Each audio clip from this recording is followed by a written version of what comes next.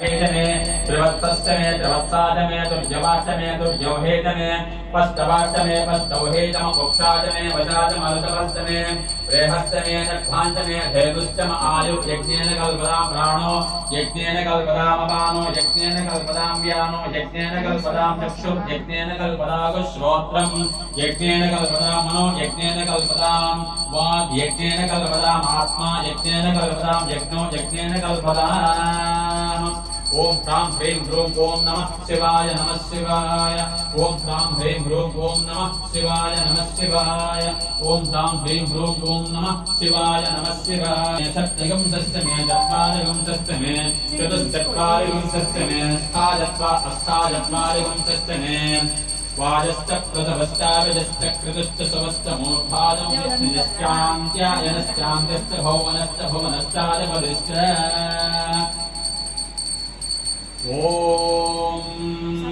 यदा देवहोर्मनुर्यज्ञने बृहस्पतिरुत्थामदानजगं सुसत्विश्वे देवादोक्तवाचः पृथिवे मातर्मामाहिंसे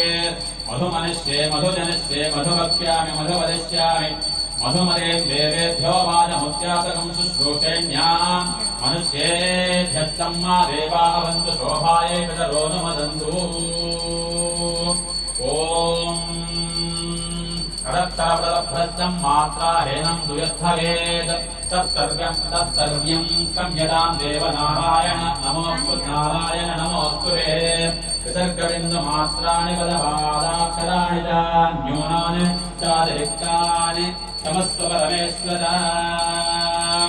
ॐ नमः शिवाय ॐ ह्रां ह्रीं ह्रूं ॐ नमः शिवाय नमः शिवाय ओम ह्रां ह्रीं ह्रूं ॐ नमः शिवाय नमः शिवाय ओम श्रणीमहे काले यज्ञाय काले यज्ञपदये दैवे स्वस्तिरस्तुनः स्वस्तिर्मानुषेभ्यः ऊर्ध्वन्दिगातुभेषजं चं नो अस्तस्तिपदे चं चतुष्पदे ओम शान्तिः शान्तिः शान्तिः ओम सहस्रशीर्षा पुरुषः सहस्राक्षर सहस्रपाद अहोनिं विश्वतो वृत्वा अत्यतिष्ठद्दशाङ्गलं पुरुष एवेदगं सर्वं यद्भूतं यच्च भव्यं पुराणतत्त्वस्येषानः यदन्नेनातिरोहति एतावानस्य महिमा